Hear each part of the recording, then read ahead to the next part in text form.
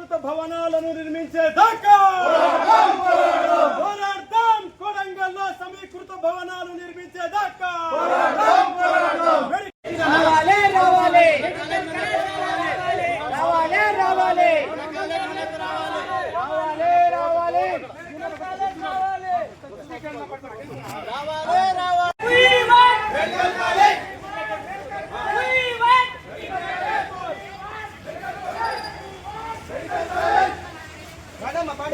నిర్మించే వరకు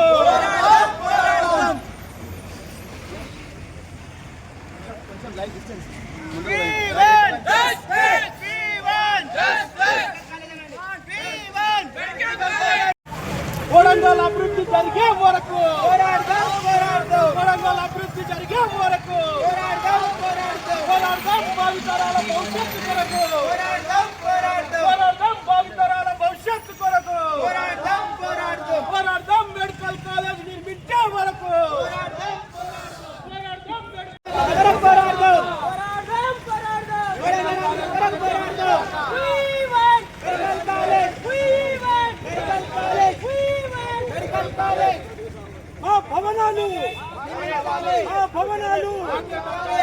భవనాలు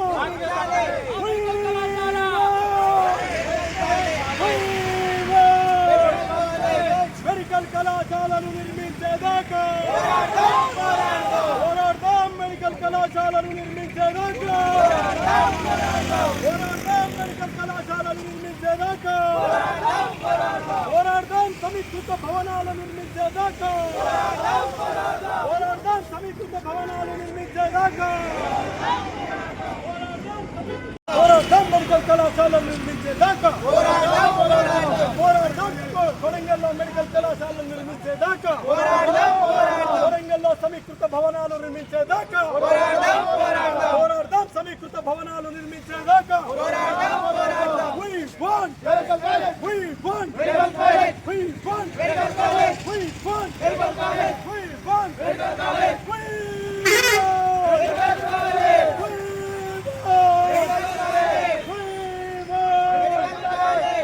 పోరాడదాం. మెడికల్ కాలేజ్ నిర్మించే వరకు పోరాడదాం. కొడంగల్ నిర్మించేదాకా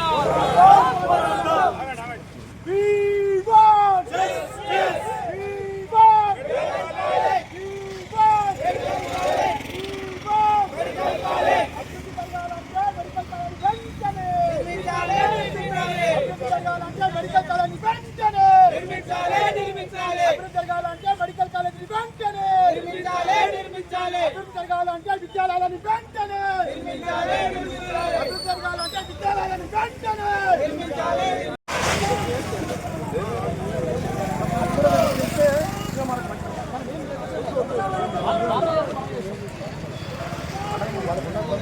కళాశాల నిర్మించేదాకా పోరాడదాం.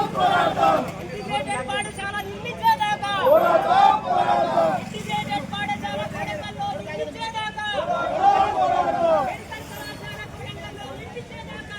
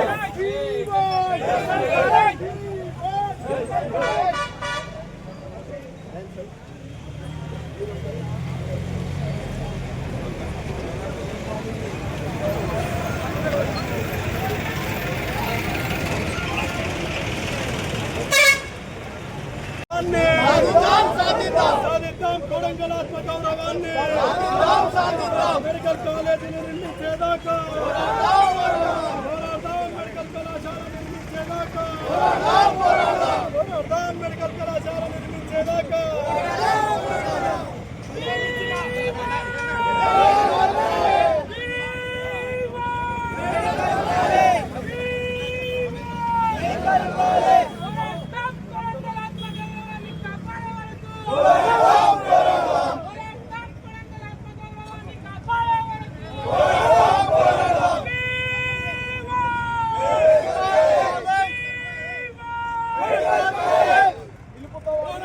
భావితరాల భవిష్యత్తు కొరకై పోరాడదాం భావితరాల భవిష్యత్తు కొరకై పోరాడదాం భావితరాల భవిష్యత్తు కొరకై పోరాడదాం కొడంగల్ ఆత్మగౌరవాన్ని నిలిపేదాకా పోరాడదాం కొడంగల్ అభివృద్ధి చెందేదాకా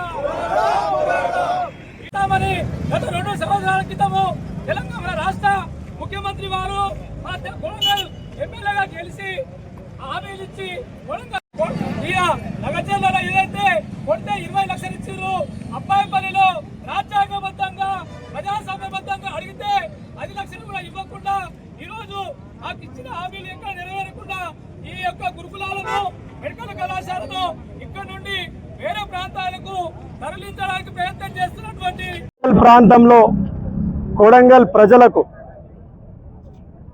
ప్రజల కళ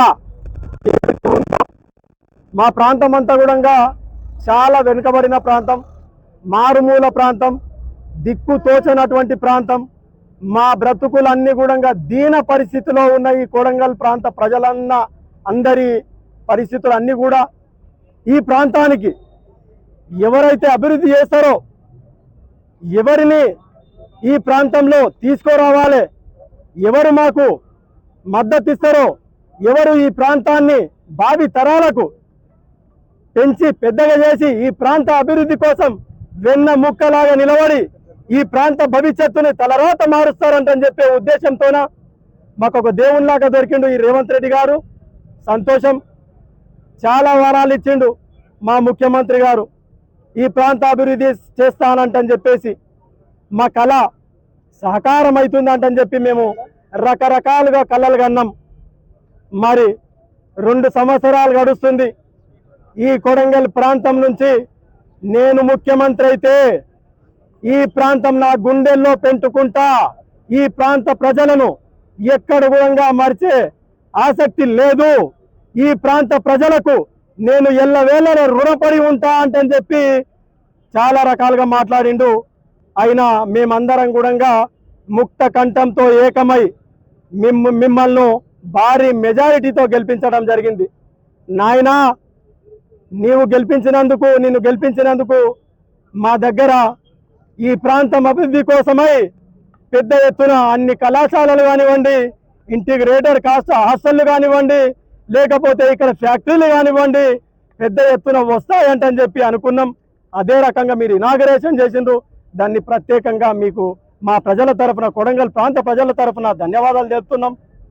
2 సంవత్సరాలుగా ఏదైతే ముఖ్యమంత్రి ప్రమాణ స్వీకారం చేసిన వెంబడే ఈ కొడంగల్ ప్రాంతానికి పెద్ద ఎత్తున బడ్జెట్ శాంక్షన్ చేసి ఇనాగరేషన్ చేసి అందరూ కాంట్రాక్టర్లను రప్పించి వెంబడే పనులు కూడా ప్రారంభమైనాయి. 2 నెలల నుంచి వింటున్నాం. పనులన్నీ కూడా ఎక్కడివక్కడ స్తంభింపజేసిండ్రు. ఏదైతే మెటీరియల్ ఉందో అదంతా కూడా అమ్మబడింది అంటని చెప్పి అనుకుంటా ఉన్నారు. దీంట్లోనే మాకు తెలిసింది ఈ ప్రాంతంలో కాదు డెవలప్మెంట్, ఇతర ప్రాంతాలను డెవలప్మెంట్ చేసేందుకు ఈయన పూనుకున్నాడంటని చెప్పి తెలుసుకున్నాం. మొన్నియాలనే ముఖ్యమంత్రి ఇంటికాడ మా శాంతినగర్ కాలనీ పక్కనే ఆయన ఇల్లు నిర్మాణం చేసుకున్నాడు.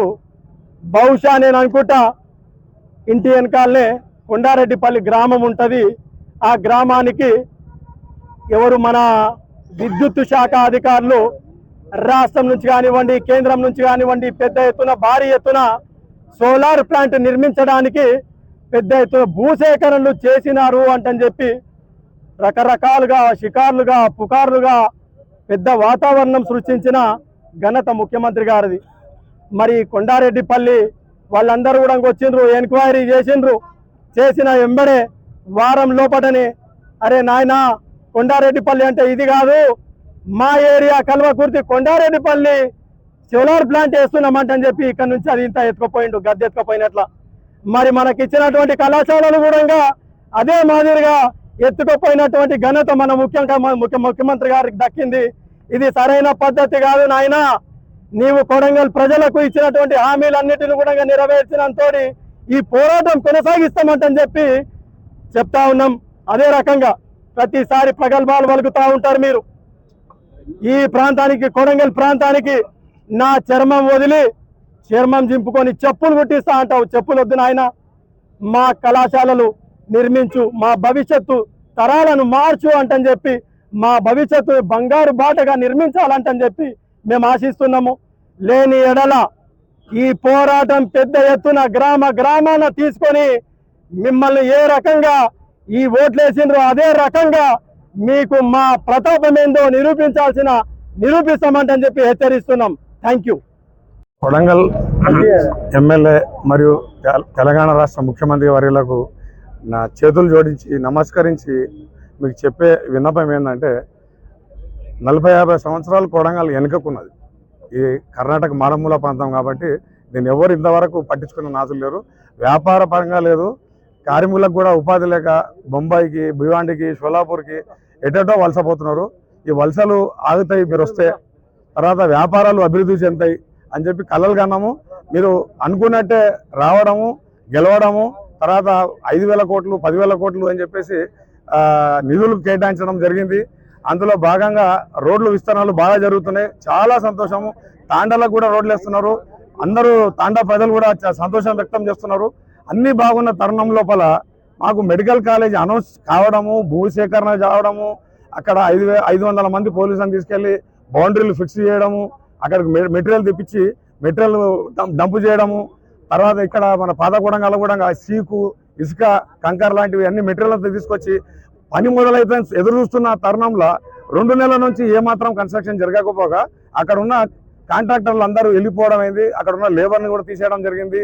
మరి 2 నెలల నుంచి ఏదైనా బలమైన కారణం చేత తరలిస్తుంటే ఆ బలమైన కారణం ఏదో చెప్పట్లేదు. ఇక్కడ ఉన్న నాయకులను అడిగితే వాళ్ళు మాకు తెలియదు అంటున్నారు. మరి ఆ కారణం ఎవరు చెప్పాలి? మేము 5 రోజులుగా జేఏసీ తయారు చేసి అందరితోటి ఊర్లో వ్యాపారస్తులతోటి 20-30 సెకండ్ల వీడియో సేకరణ చేస్తున్నాం. వాళ్ళ అభిప్రాయం మీకు ఎట్లా అంటే వాళ్ళందరూ కూడా అదే అంటున్నారు. మేము ఇప్పుడు యాక్చువల్గా బంధుకు పిలిపించినాం, ఎవరిని కూడా జబర్దస్తి మీరు బంద్ చేయమని చెప్పలేదు. వాళ్ళంతా వాళ్ళు స్వచ్ఛందంగా వచ్చారు. వాళ్ళకందరిలో అసంతృప్తి ఉందన్నమాట. ఆ అసంతృప్తిని వెలిపించుకోవడానికి వాళ్ళకు ఒక డేట్ అవసరమైంది. ఆ డేట్ మాత్రమే మేము చెప్పినాం. మిగిలినంత వాళ్ళు ఎందుకంటే ఖచ్చితంగా బంద్ చేయాలనుకుంటే వాళ్ళు ఎవరు చెప్పినా నిజంగా అభివృద్ధి సంతోషంగా ఉన్న వాళ్ళు ఎవరు కూడా దుకాణాలు మూసుకోరు, స్వచ్ఛందంగా పాల్గొంటున్నారంటే దీన్ని బట్టి సీఎం గారికి ఇన్ఫర్మేషన్ పోవాలి. ఇక్కడ ఎందుకంటే ఎవరు మాట్లాడినా ఏం చెప్పినా ఇక్కడికనే జరుగుతున్నది, ఆయన వరకు పోతలేదు. మధ్యవర్తుల ద్వారా అంతా బాగున్నారు సార్, అంత సంతోషంగా ఉన్నారు సార్, అంతా హ్యాపీ ఉన్నారు, మంచిగా చేసుకుంటాం అనే టైప్లో తయారవుతున్నది. ఇల్లు స్థలాలు పోతున్నా ఎవరు అడ్డుకుంటలేరు. మార్కెట్లో ఈ రోడ్ అంటే కూడా దాంట్లో అభ్యర్థులు కూర్చొని మాట్లాడుకుందాం అంటున్నారు. ఎక్కడ మేము అడ్డుపడతలేము, అబ్జెక్షన్ చెప్తలేము. అట్లనే మాకు ఇచ్చిన మెడికల్ వచ్చింది మాకు. మేము కళ్ళలు ఇస్తున్నారు. ఓకే ఇకపోతే కింద చేస్తారు.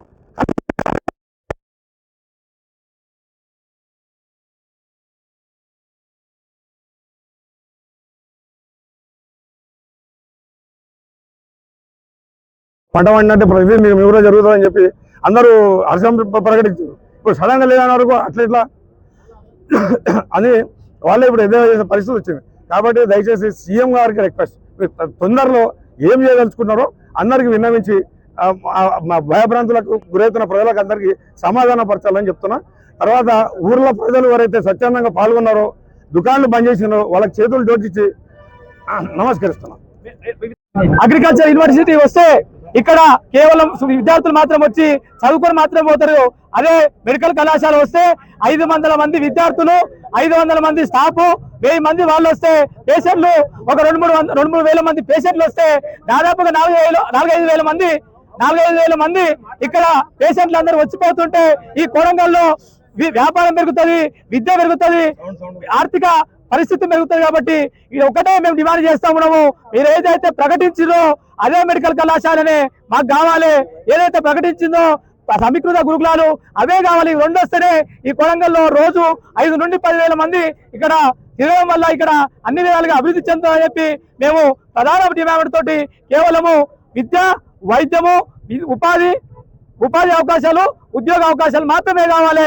మాకు రోడ్లు కావాలి కానీ రోడ్లు పొట్టనింపై మాకు. కాబట్టి విద్య, వైద్యము, మెడికల్ కళాశాల, సమీకృత గురుకులాలు కావాలని చెప్పి ప్రధానంగా డిమాండ్ చేస్తా ఉన్నాం.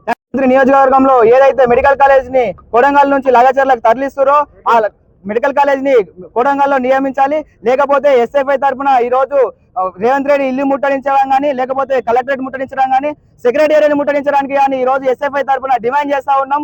లేకపోతే ఈ విద్యార్థి సంఘంగా ఈ కొడంగల్ నియోజకవర్గానికి తెలంగాణ రాష్ట్ర వ్యాప్తంగా నిరసనలు జరుపుతామని ఈ పక్షాన ఎస్ఎఫ్ఐ తరఫున డిమాండ్ చేస్తా ఉన్నాం. ఈ ప్రజలు ఈ రోజు వచ్చినందుకు అందరికీ ధన్యవాదాలు. ఏదైతే కార్యక్రమం కొడంగల్లో తీసుకోవడం జరిగిందో శాంతియుతంగా, స్వచ్ఛందంగా అందరం చేస్తున్నటువంటి కార్యక్రమం ఏంటంటే కొడంగల్ అభివృద్ధి కొరకు ఈరోజు మెడికల్ కాలేజ్ ఎర్రన్పల్లి నుంచి లగచెర్లకు తరలిస్తున్నారు. అయితే అన్ని ఒకే చోట ఉండడం అనేది ఒక అవివేకం. మెడికల్ కాలేజ్ కొడంగల్లో, ఇంజనీరింగ్ కాలేజ్ కోస్గిలో అట్లా వివిధ ప్రాంతాల లోపల ఉంటే ఏమవుతుందంటే అన్ని ప్రాంతాల నుంచి అన్ని ప్రాంతాలకు జనాలు అనేది ట్రాన్స్పోర్టేషన్ జరగడం వల్ల అన్ని ప్రాంతాలు అభివృద్ధి చెందుతాయి. ఈరోజు ఇంతకు ముందు మనము అడిగే స్థాయిలో ఉన్నాం. ఈ రోజు ఇచ్చే స్థాయిలో మీరు ఉండి కూడా మమ్మల్ని అడిగే స్థాయికి తీసుకొచ్చిండ్రు మీరు.